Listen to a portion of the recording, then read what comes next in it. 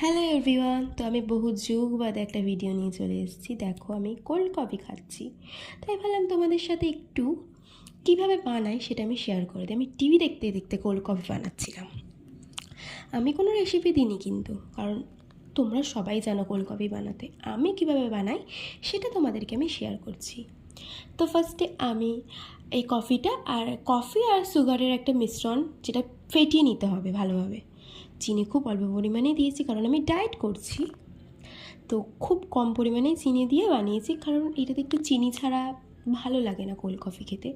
আমার ভাল লাগে না, এবার তোমাদের যাদের ভাল লাগে। তো একটু চিনি দিয়ে দিয়েছি।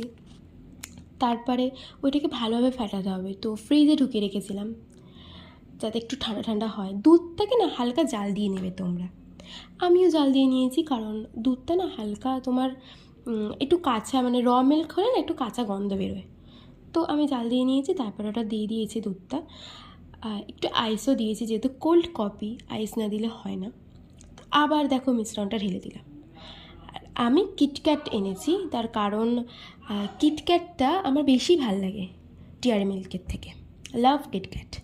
তো কিটক্যাট আর অরুণ আইসক্রিম এনেছি। অরুণ আইসক্রিমটা ভ্যানিলা ফ্লেভার, আমি চকলেট ফ্লেভারটা না পাইনি।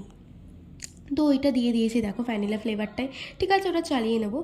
তো ভালোই হয়েছিল কফিটা খেতে। চিনিটা একটু কম, তোমরা যারা চিনি কম খেতে ভালোবাসো তারা এইভাবে কম চিনি দিয়ে করতে পারো।